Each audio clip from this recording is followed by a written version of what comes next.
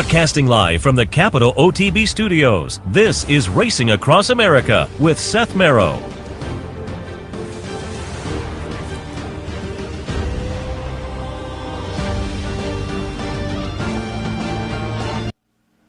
Good morning and welcome to Racing Across the Globe this morning, as it were. Normally it's Racing Across America, but this morning lots of Dubai action, which is already underway. Hopefully you're enjoying that. And coming up at the bottom of this hour, we will have another Dubai race. Race number 4, the Al Quoz Sprint, a 6-furlong turf. Again, that'll be at the bottom of the hour, but lots of Dubai action this morning leading into the Dubai World Cup, which is 12:50 post time this afternoon. But again, lots of great Dubai action that we'll cut in with during the morning. So keep that in mind. We're going to talk a little Gulfstream this morning on Racing Across America, but don't forget Dubai, Gulfstream, and Turfway has a great card today as well. We'll feature that on the network this afternoon, highlighted by the Jeff Ruby Stakes, but a nice card of stakes races at Turfway as well on this Saturday afternoon. Before we get to the discussion this morning, let me hit you with some of the promos coming up here at Capital OTB. With the Dubai Racing, there's a Dubai track bonus. 25 highest wagering account holders get a 10% bonus into their account. Check out the website for more information on the Dubai bonus if you're playing Dubai this morning here at Capital OTB. Saturday, there's also a $100 online win-a-bet contest. Check out the website for more information on that. Here at the Clubhouse Racebook this afternoon, a match bet promotion. We'd love to have you swing on by and enjoy the match bet fun here at 711 Central Avenue in Albany. And tomorrow, there is a $300 online bankroll.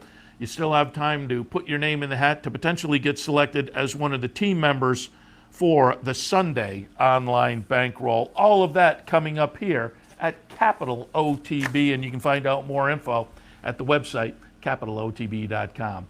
Again, coming up a little bit later on, Dubai action, bottom of the hour. A little bit after that, we'll be joined by Ellis Star, national racing analyst from Equibase. He's going to take a look at some of the Gulfstream stakes with us, highlighted obviously by the Florida Derby and more. A little bit prior to that, we will be joined by Shug McGaughey, who of course has the favorite in the Florida Derby, Greatest Honor. I taped an interview with Shug, and we talked Greatest Honor, obviously, but some other entrants as well. He has a horse, unfortunately, that is on the AE list, but has the potential to get in one of the stakes at Turfway.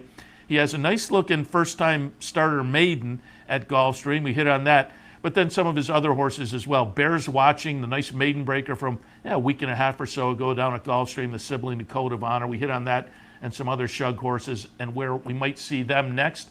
That's all coming up in a little while with Shug. But we will start things out guest-wise with our friend Ron Nicoletti. Who better to talk a big day at Gulfstream with than the paddock analyst down there at Gulfstream, Ron Nicoletti, and he is up next. Happy to be joined now by our friend Ron Nicoletti from Gulfstream Park. Ron, good morning. Good morning, Seth. How you doing out there? Very good. And set us up. We're pre-taping on Friday, but set us up for the weather on Saturday. Also set us up. Again, we're taping on Friday, so we got to hope there is not a scoop of the Rainbow Six, but it looks like if nobody does scoop it on Friday, there will be a big pool waiting for folks with a mandatory on Saturday. Yeah, even if they hit it today, there'll be a mandatory tomorrow. But, of course, if it's not hit, it'll be multi-million dollars. And it's supposed to be a beautiful day here in South Florida. Boy, the summer just arrived like that. It was supposed to be about 90 degrees. We were having a beautiful winter. Everybody was bragging about it, cool in the morning, and all of a sudden it's hot. So we'll see how that plays out with the horses tomorrow. You never know in South Florida, of course, but it's supposed to be fast and firm and a beautiful sunny day. Yeah, you know my feeling there. Boo-hoo, boo-hoo, too hot. Come on, you're killing us up there. But yeah, it's been a great meet. Championship meet gets the exclamation point on Saturday with the Florida Derby. But you guys put on a great show down there this winter again. So congratulations to everybody. Yeah, I mean, all the people involved, it's been fantastic what everybody's done as far as trying to keep us all safe and, following the rules. Everybody seems to be doing it. We finally got some fans back.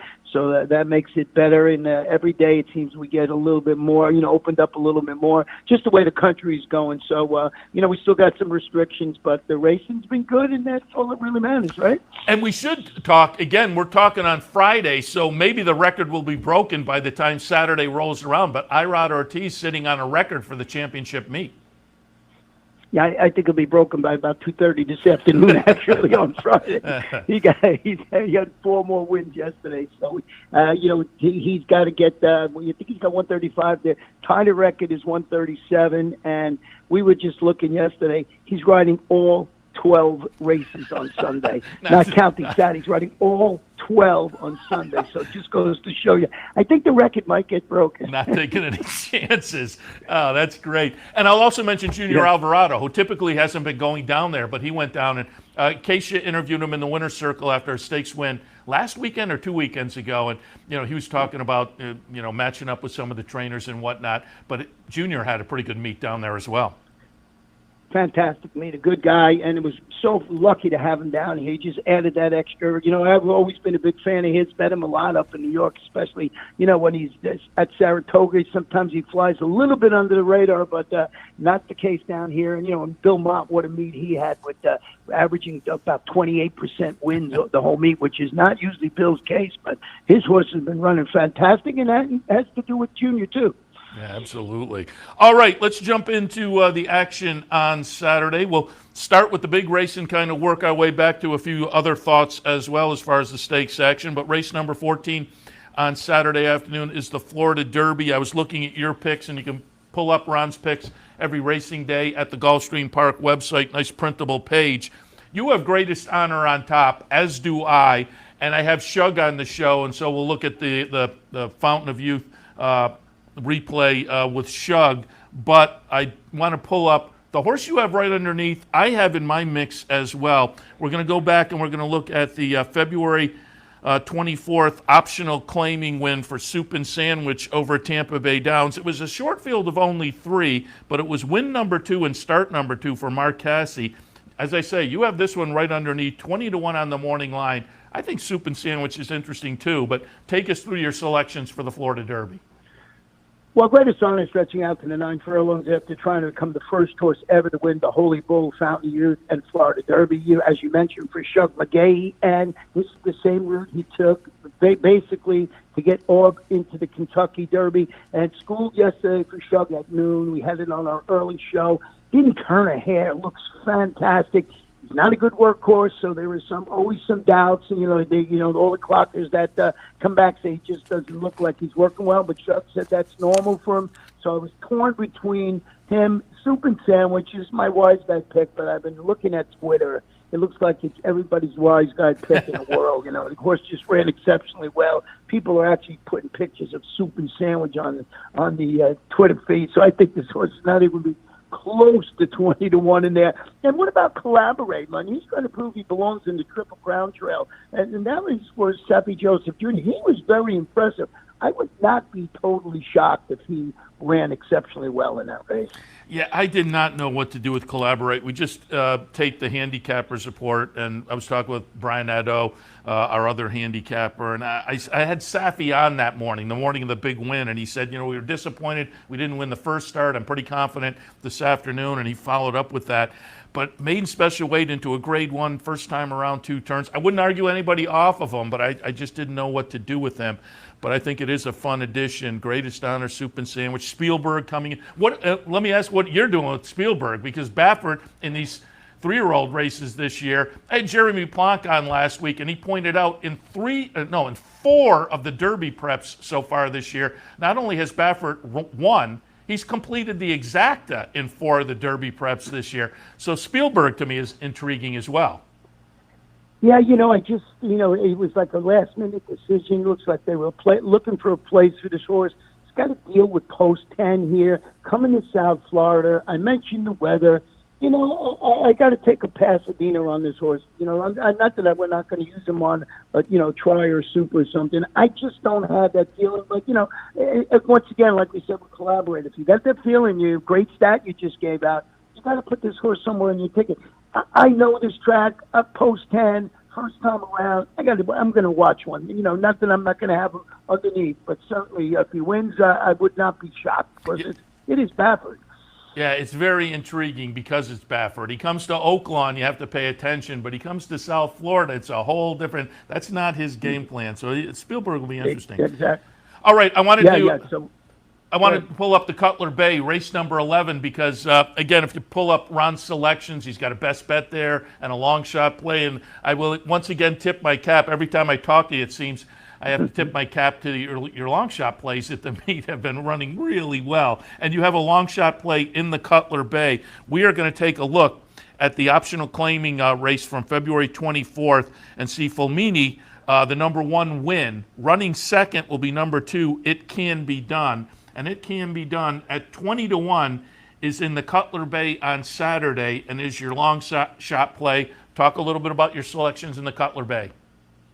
Well, if you go back and look at this horse, it can be done. We're hoping he can get it done. He used his speed to win at a mile in the past. He stretches out. I thought it was a really solid return at 5 furlongs in which he finished that late closing second. Greg Sacco, Javier Castellano, one of the best at nursing him along on the front end. And I think this was beyond the pace, it just with the pace. And this turf course over the last 3 days has just been favoring speed. So this was my thought. I thought maybe if this horse can get out there at a price, you know, maybe he could steal this race. I'm getting a Hall of Fame jockey on it, you know, so I'm taking a shot. And I used Annex underneath, and, you know, he was undefeated for Vilmont locally. You know, he's just running well and step dancer. But it's a speed play for me, which I've been doing a lot lately over the last couple of weeks, especially on the turf.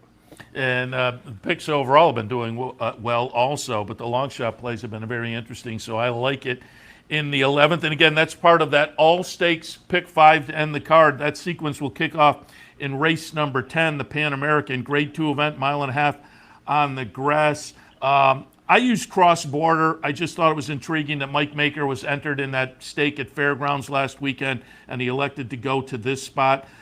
Sadler's Joy I used underneath. You gotta love the 8-year-old, but boy, he doesn't like to win. The morning line favorite is Sadler's Joy.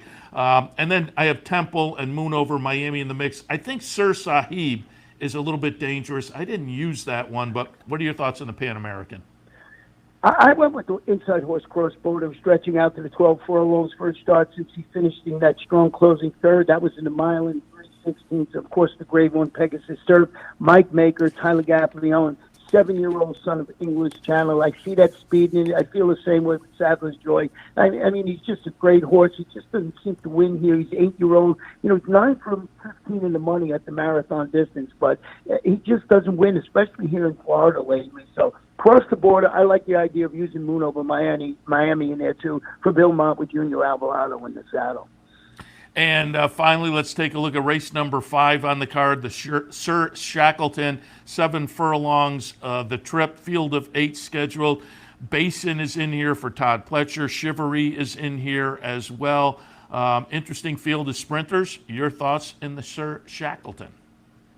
Well, you mentioned Basin, who you know from up north, won the Grade 1 hopeful at 7 furlongs, albeit in the slop. Returned. He ended his 3-year-old campaign with that second place finish. That was in the muddy Grade 2 Amsterdam. So he's been dodging raindrops for Todd Pletcher. I just see him classing up perfectly in the spot with Jose Ortiz in the saddle. Cool Arrow is the one that's interesting for me. A 4-time local winner, which includes a victory in the Grade 3 Smile Stakes. He's hoping to rekindle that horse for course the status. He hasn't run well up at Tampa Bay and the Grade 3 Mr. Prospector, but he's worth a look at a price in that race, and I use Town Classic to close it out. That is the number 8 horse. Interesting. And again, you can find Ron's selections at the Gulfstream Park website.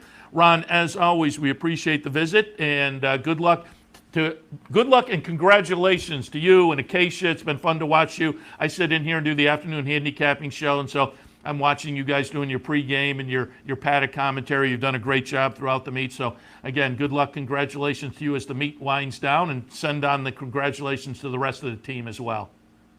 I will. Thanks for the kind words.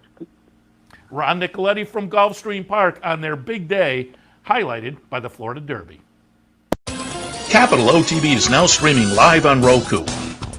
The RTN Racing channel on Roku lets you watch OTB TV live through your Roku device or your Amazon Fire Stick, rather than being limited to computers and mobile devices, which means you can now watch OTB live wherever you are. Simply open Roku, scroll to find the RTN channel, then click on OTB TV. OTB TV on Roku. Try it now. Happy to be joined now by Trainer Shug McGaughey. He has greatest honor in the Florida Derby on Saturday afternoon. Shug, good morning. Good morning, Ted. How are you all today? Very good. Happy to have you on board to talk a little bit about greatest honor. Maybe we'll hit on a couple other horses as well, but obviously the highlight of the afternoon is greatest honor. While we talk, I'm going to pull up a replay of the Fountain of Youth. Greatest honor is going to be the number 8 horse here, making a nice late run to get it done in the Fountain of Youth. Run his record to 3 of the last 3 starts, all down at Gulfstream, and that includes the Holy Bull just before this Fountain of Youth victory. Talk a little bit about your thoughts, your takeaway from the Fountain of Youth, and how he's been training since then, aiming for the Florida Derby. Well, the Fountain of Youth was kind of a funny race. Everything kind of went right at the Holy Bull. And then the Fountain of Youth, we got a little farther back than I thought. He ate a lot of dirt. Kind of got bumped a little bit going around the turn, and Jose, kind of had to start getting after him a little bit. And then once he got him to the outside at the head of the stretch, the horse that was the speed horse in the race had sort of opened up, and I thought, uh-oh. And then, but once he got him clear, he caught him and got by him in a hurry and was sort of pulled up at the end. And how's he been training since? No, he's done good. He trains at Payson Park, and he's been down here since Wednesday, and I've been very pleased with what I've seen. Talk a little bit about his development, because we saw him in the career debut right up here in our neck of the woods. Ran 3rd at Saratoga, followed that up with a 3rd at Belmont, then a 2nd at Aqueduct, and he really seemed to blossom when he moved down to Gulfstream Park. Talk a little bit about the development from that debut at Saratoga to where he is now. Well, in hindsight, I think the 2 races at the race at Saratoga and Belmont, the 2 sprint races, helped him a little bit, to sort of learn. He had to finish in both races, and he did. And then, I think the biggest difference is going around 2 turns. He's got a distance pedigree, and I think that when we got him going around 2 turns, it just made a big difference in his running style and in what he wanted to do, because I think distance is his friend.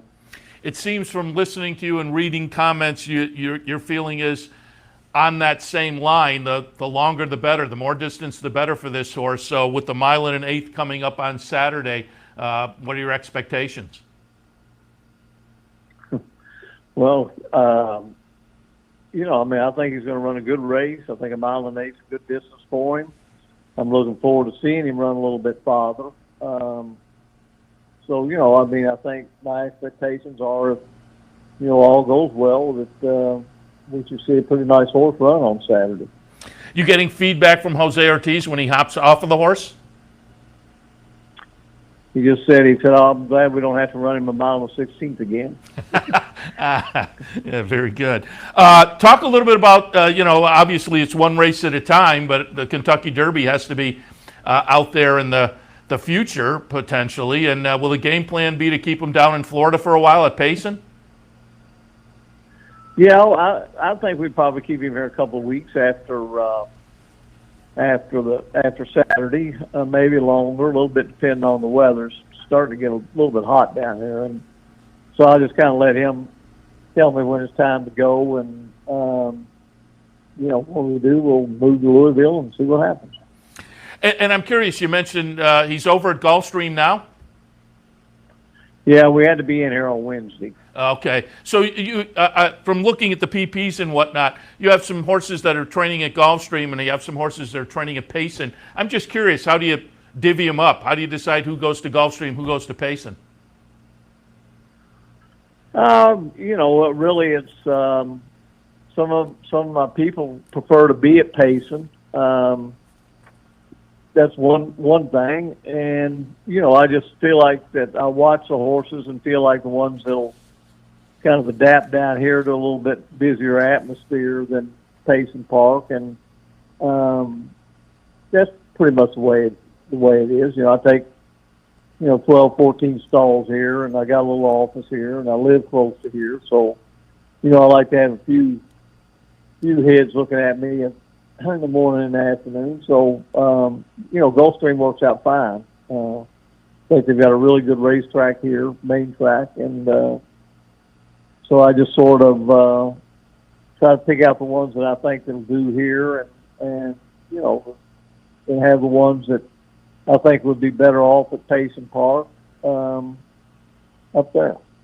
Very good, and we wish you a lot of luck Saturday with Greatest Honor. As I said, wanted to touch maybe on a couple other horses as well while we have you. And I was looking at entries on Saturday, and unfortunately, it got stuck out on the also eligible list, but On the Town is entered in the Latonia at Turfway. And I'm just curious as what prompted you to send her up to Kentucky to Turfway for the stakes race on Saturday afternoon. Well, I was just sort of looking for a spot that maybe wouldn't be quite as aggressive as like some of the races down here, or having to go to Oaklawn or somewhere like that.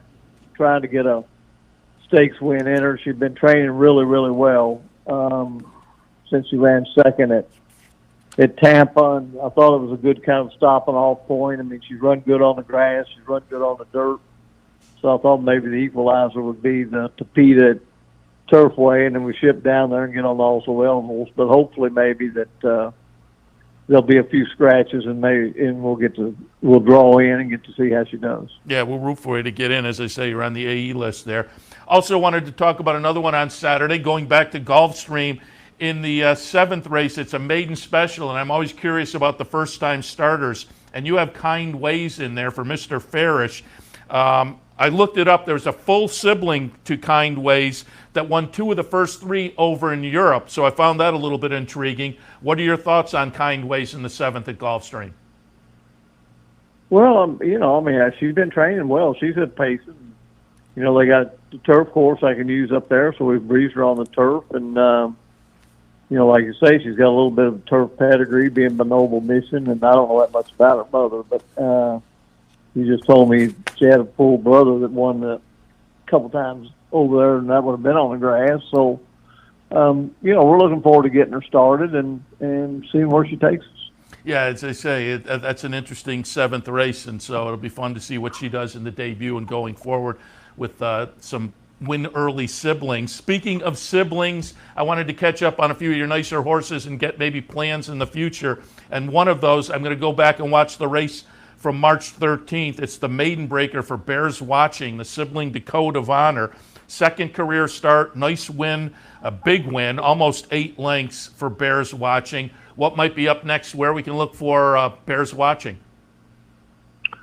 Well, he's still a Payson. He'll go up to Aqueduct on probably another week or so, and I just try to find some sort of allowance race to run him in and kind of see where he takes us. I mean, he's a horse that even before we started doing work with him, I like. I like his body type and that type of stuff, and obviously I like his pedigree being a half to Code of Honor, and so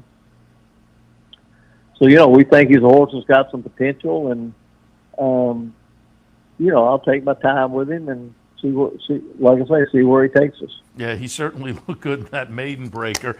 He sure did. Yeah, let's catch up also with Mrs. Danvers. We're going to go back, look a couple starts back. Mrs. Danvers winning the Comley up at Aqueduct on November 22nd. She's going to be the number 6 horse here. Subsequently had a start down at Gulfstream. I saw she worked just about a week ago. Where might we look for Mrs. Danvers next? Top Flight. She's on her way to New York as we speak. Unless she's unloaded there, but she was getting there this morning, so we plan on running her in the Top Flight on April the 10th. Very good. And wanted to look at one more, Vigilante's Way. Going to go back and look at the Tropical Park Oaks for her. She's going to be the number 4 horse here. She subsequently also had another start at Gulfstream, but went back and looked at this win in the Tropical Park Oaks. I saw she's worked fairly recently at Payson as well. But where might we look for Vigilante's Way next? Well, Vigilante's Way is another one that's getting to Belmont this morning, and maybe I ran her back a little bit too soon, and horse was sort of pushing her along a little bit, and she got a little bit kind of more in the bridle than I'd like to see her, because you got to watch her with that. And there's the Memories and Silvers up there at Aqueduct, or there's a race at Law called the Dahlia, I think, that's going a mile and 16th on the turf around the same time. I think it's April 17th, and I'd be pointing for one of those. You've kind of alluded to it, saying some of your horses have already headed. I'm just curious, with the championship meet coming to an end, everybody starts to head north. What are your plans? When do you head north? And it sounds like some of your horses have already made the move, and I'm assuming most of them will be making the move. And will there be a stop?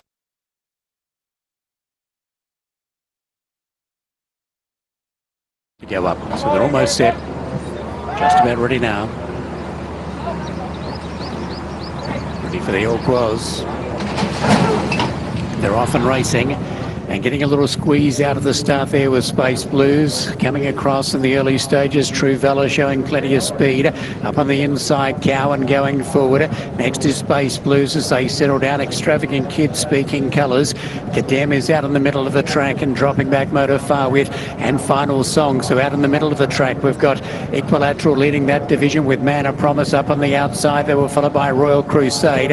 And next of all, as they come through halfway, is Moss Gill down towards the halfway marker of the race, and Equilateral out wide looks to have the race well within its mercy here. After it is a Man of Promise coming on the outside. They were followed by Royal Crusade, then Cardem. Moskill is running on from a long way back. Acklam Express is pretty well solo over on the far side of the track, but Man of Promise drove through, went to the front of Equilateral, finishing on his Royal Crusade. They were followed by Extravagant Kid. Acklam Express is over on the rail side. The leader is Man of Promise, kicking back strongly Equilateral. Extravagant Kid for the USA is bursting through, and Final Song is late. Extravagant Kid hit the front. Extravagant Kid wins it. Final Song second. Acklam Express third. They were wide apart. They were followed by Motor Far With. Then came True Valor. Equilateral close up with a Man of Promise, and not far away to us. If hit the line was a Royal Crusade, then Space Blues. Cowan was over on the far side. Kadem. They were followed next of all by Speaking Colours and Moskill.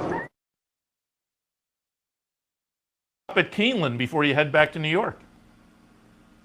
Well, most of them are going to go to New York, but we are going to send 7 or 8 to Keeneland. They leave here on Sunday, and and as I run them, I might bring them out of there and send some others down there. But we'll be a slight force at Keeneland, but what I'm sending there is all going to run, and we'll see what happens. And then we'll be completely out of Gulfstream on Sunday. There'll still be, quite a few at Payson Park, but I'll start moving them around a little bit too. Interesting. Shug, again, wish you a lot of good luck with Greatest Honor on the weekend and going forward on the Kentucky Derby Trail. And we really appreciate your taking the time this morning. I said, thank you. Appreciate it. Shug McGaughey, again, Greatest Honor in the Florida Derby on Saturday afternoon.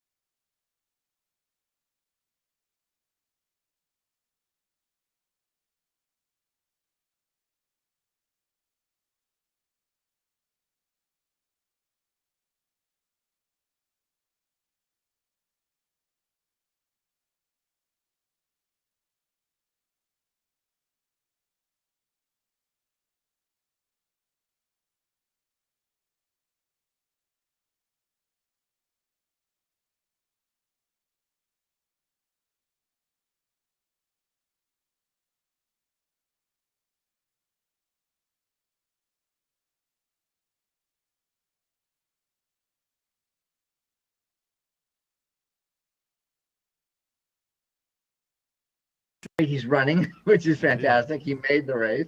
And second is you're getting a better price, but it's not. Because mostly the first few legs, it's going to be the all button, everybody else race, or it's going to be the heavy favorite like last year with His the Law. So I haven't been considering it much. Speaking of heavy favorite, let's talk a little bit last week with Hot Rod Charlie winning down in Louisiana. Midnight Bourbon of the Louisiana runners was the best. Oh, Bezos for West Point. Nice little run to get third in there. But boy, Mandaloun and Proxy, I thought last week's race, rather than flattering the West Coast runners with their number one now going to the sideline, Life is Good, but Hot Rod Charlie coming in from the West Coast, rather than his flattering the West Coast runners, I thought the result was unflattering to the horses on the Louisiana Trail. Yeah, I mean, Hot Rod Charlie's really consistent, but you're right. The rest, and you got to wonder, because the Louisiana Derby's now a mile and 3/16, whether you can make the case they're distance challenged. It's very possible. I would say that your West Coast comment, I'll take umbrage with a little bit, because I like Concert Tour. I mean, I thought he ran fantastic, lightly raced, tons of upside. I'm sorry to see Life is Good go, but the West Coast still has two major players now, and we're going to see some really good races this weekend. Jeff Ruby may or may not have a horse go. The horse that runs in Japan can go if they want, because they hold a spot open. I doubt that, and it'll be interesting with the Jeff Ruby, the Florida Derby, the Dubai World Cup, and this race in Japan. Yeah, absolutely. It's going to be an interesting couple of weeks now as we get the last few spots sorted out, and it will be fun. And again, the guaranteed spots, basically, because you get 100 points. Yeah. Even second is probably guaranteed. Right. Rights of first refusal. Yeah. Yep. All right, let's look at the Florida Derby, which clearly will have some runners that will show up in the Kentucky Derby. And the Florida Derby, the highlight of today's card at Gulfstream, and kind of the highlight of the championship meet, which wraps up. I'll remind people the Rainbow Six is a mandatory on Saturday at Gulfstream on the big card. Florida Derby is your race of the week at Equibase. I'll tell people to go over and take a look at that. And I took a look, and because I took a look, I pulled up the February 26th allowance optional claimer at Gulfstream Park. We're going to watch number 4, Known Agenda, get it done in here. In the race after kind of the dud in the Sam Davis, but this follow-up was more what you would expect from Known Agenda. I have that one right underneath. I just couldn't get past Greatest Honor and the little role he's on down at Gulfstream right now. Soup and Sandwich is interesting to me, and I don't know quite what to do with Spielberg for Bob Baffert. But again, we looking at your race of the week analysis, I thought we'd take a look at that nice win by Known Agenda, and I will tee you up to take it away. Well, Greatest Honor's done nothing wrong this season. The maiden win, the Fountain of Youth, the Holy Bull, the Fountain of Youth, but they're all mile 16, and Known Agenda is 2 for 2 at a mile length, 2 for 3, I should say, because he ran third in the Remsen and the Slop. I could toss out the comeback race at Tampa, just off 2 months off. That wasn't the goal. Fletcher put blinkers on. He doesn't do that very much. And when he does, it was interesting, and it was a whole different horse. What I like as much for this race as for the Kentucky Derby is he's a Curlin. And I went and did, I always look every year, even though I kind of know it intuitively. We're using Stats Race Lens, which is a great tool. Tells me Curlin. It's pretty amazing when I think of this. I really made it narrow. 3-year-old males only in graded stakes from 9 to 10 furlongs the last 5 years. Curlin's had 7 different horses out of 15 win those races. Some early in the year, some later. Exaggerator, Good Magic, Tenfolds, Vito Rosso, Irish War Cry, and I just think this horse can run the distance. The third off the layoff is a peak for me. A 5-1 morning line, Seth. I don't know we're going to get it. Greatest Honor is certainly a legitimate favorite, except for that 9 furlong question. He loves Gulfstream, 3 for 3. The 2 moves. Chart callers, I work for Equibase, and the chart callers' comments, I'm kind of attuned to things where they're saying something in the short comment, and they'll expand on it in the footnote.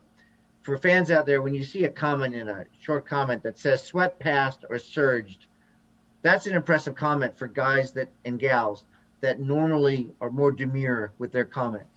And so there's nothing wrong with him. I think Known Agenda on a pattern of Echo-based speed figures 84 to 103 has upside. Greatest Honor 106, 103, 101. It's okay, but it's not going up, which I like for 3-year-olds. But he's certainly the horse. I think the two of them will hook up, and that'll be it. I did put Spielberg in third on this race of the week, as you said, at Echo-based, also at America's Best Racing. Certainly no knocks, running second to Essential Quality. And then the LaSalle Futurity. He threw a clunker too. He threw a clunker in the Lewis, but he's never gone 9 furlongs either. So I got to go with the horse that's already run the farthest. Yeah, as I say, I have that one right underneath. I think it's an interesting race, though, also. As I say, Soup and Sandwich is interesting to me. Speaking of the future pool, 2 future pools back, I took a little Nova Rags off the first time around 2 turns in the Sam Davis. I'll be interested to see what he does and maybe flatters my future play. And Collaborate, you may be on the same boat as me. I've had a couple of discussions already about Collaborate this morning. And my colleague Brian Nadeau on the handicapper support kind of was tilting towards having Collaborate right there in the thick of things. I'm just not totally sure. I'm not going to talk anybody off of the horse, but I'm not totally convinced on this one yet. And it seems like maybe you're in the same boat as far as Collaborate.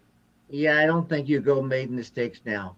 You do it in February. You don't do it at the end of March. You just don't go maiden the stakes unless you got a monster. It's just not enough seasoning and maturity. You got to have at least something before a grade 1 stakes, and he doesn't have it. Soup and Sandwich, you mentioned, 2-turn race, great. Certainly would use him in the exotics. Nova Rags, I like the pattern sprint route. He just didn't match up on Echo-based speed figures for me. He just has too big of a jump to get to it. Not that it's impossible. And the fact he skipped the Sam Davis for this was interesting. Mott's got the other horse, Candyman, Rocket, so I can see why they would avoid each other.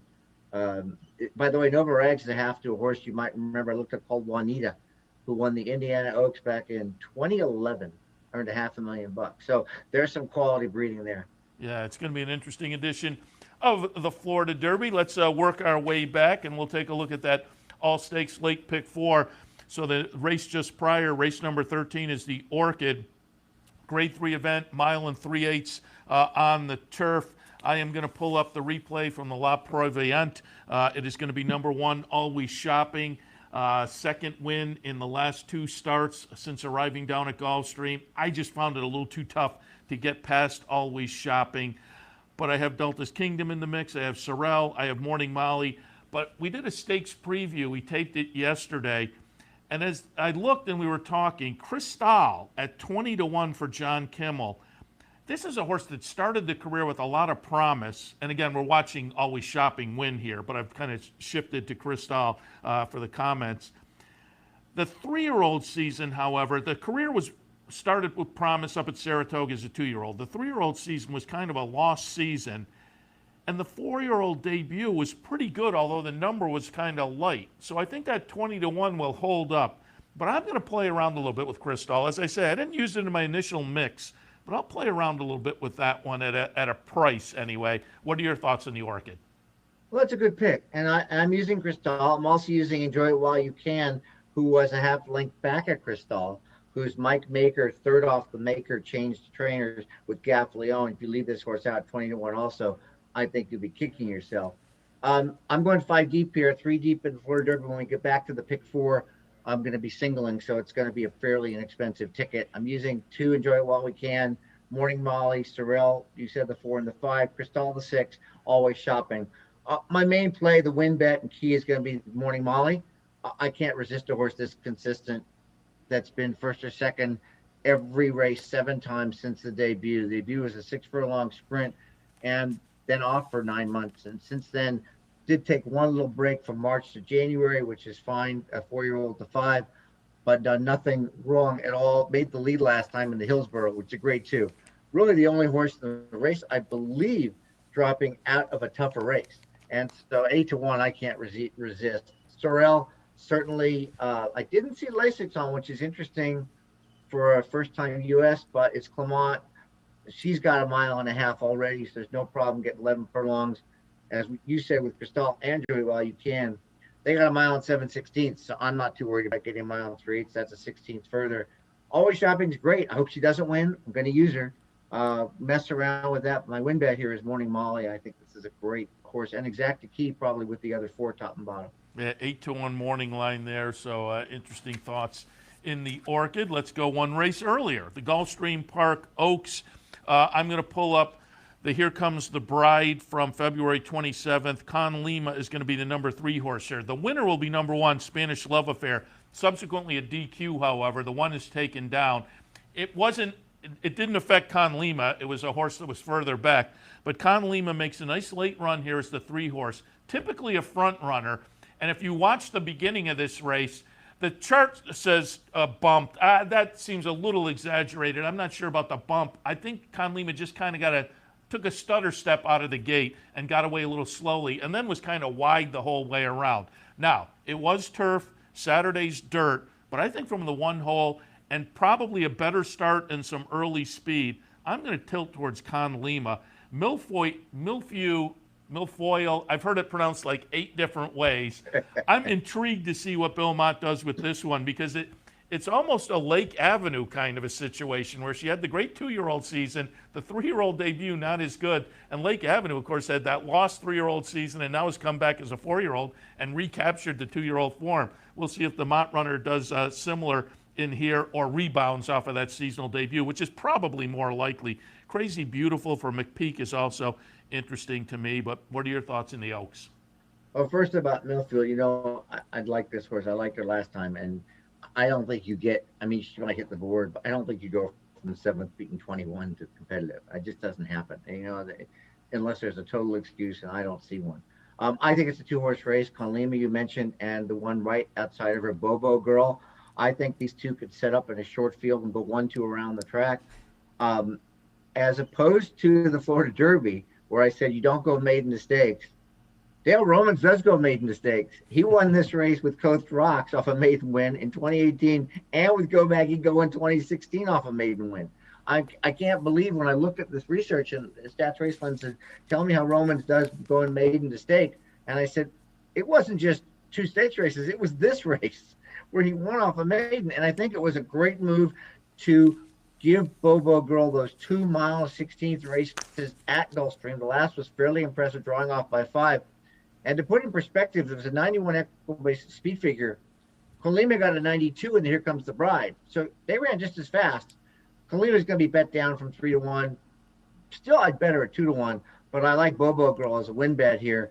These are the only 2 I'm using in the pick 3s and pick 4s. I think it's a 2-horse race, but I'm excited to see if Romans could pull this same move off again.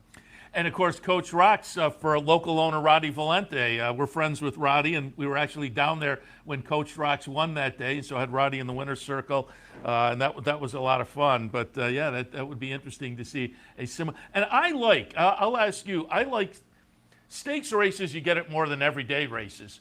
But when trainers have patterns that they've followed from year to year, and this isn't necessarily that same kind of a pattern, I like similar prep race into a race, those kind of patterns. But it's a similar type of an idea that you're kind of hanging your hat on. And I kind of like that from a trainer.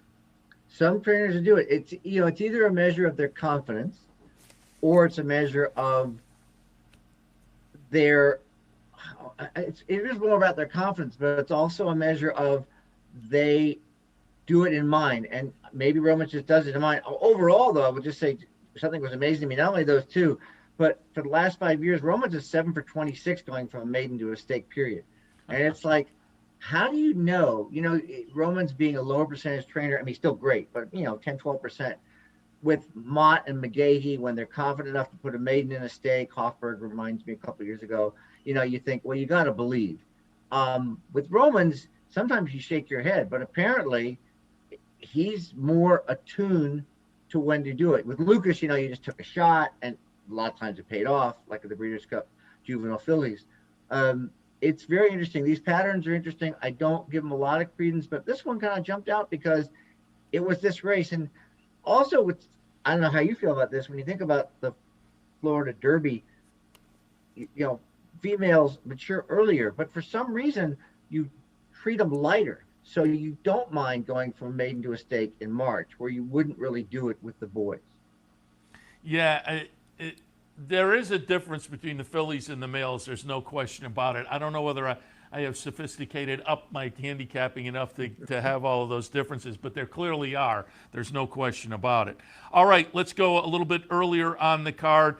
And from your conversation earlier, you've kind of alluded, you're going to tilt. I think you're going to tilt. I assume you're going to tilt towards the horse I'm on in here as well, which is Annex in the Cutler Bay race number 11. I'll be interested if that's not the direction you go. But I'm going to pull up a replay just on a horse that I think is interesting in this race as well.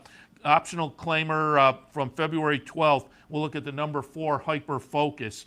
And on our handicapping show earlier, I mentioned bettors now focus so much on buyer figures that I think that the 7-2 on Hyper Focus is legit, or I could see going up maybe a tick or two. And if it does, I think the Pletcher Rapoli runner, and we're seeing Hyper Focus again, the 4 here, getting it done in the first start on turf, which is kind of key to me as well. I think this horse could be interesting.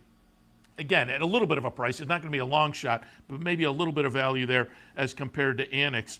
I don't think we'll get the 5-2 at all on Annex. I think Annex will take all of the money. I have Step Dancer next, Fighting Force, but then as I say, Hyper Focus to me, interesting. But yeah, Annex, just, boy, off of that big closing effort last time in the Palm Beach, 2 for 2. Bill Mott, J. Foxwoods and company, just looks really good in the Cutler Bay.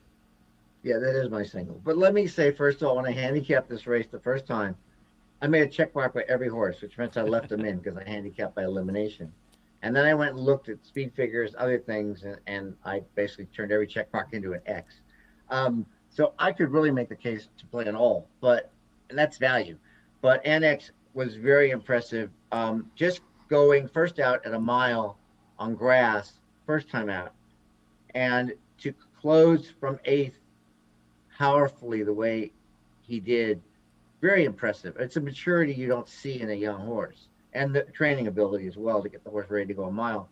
And then in the Palm Beach, still an 8-horse field, and it was a little fast. It was very fast early, 44 and change. Just to come from 22 back and get up by a head, it's a will to win situation. Every horse, as with many 3-year-old races, can improve and should improve one race to the next.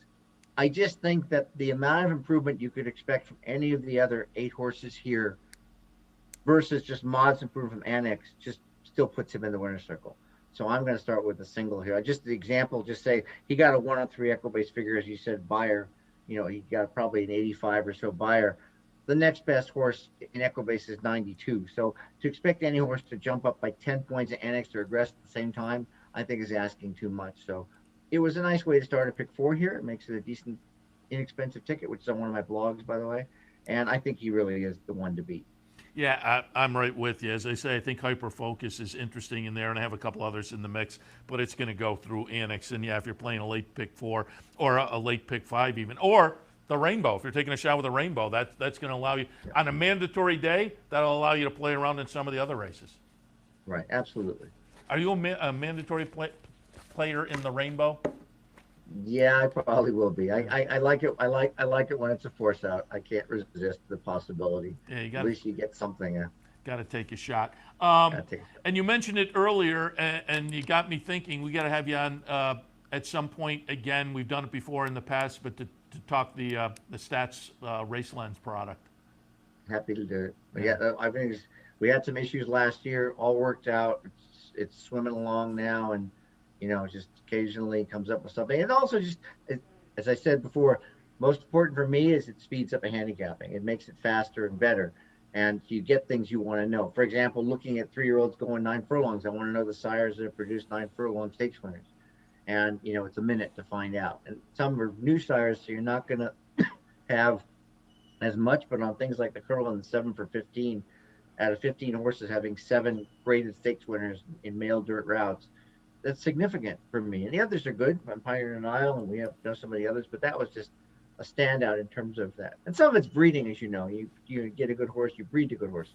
But even Tappett's fantastic. He doesn't have the same numbers as Curlin.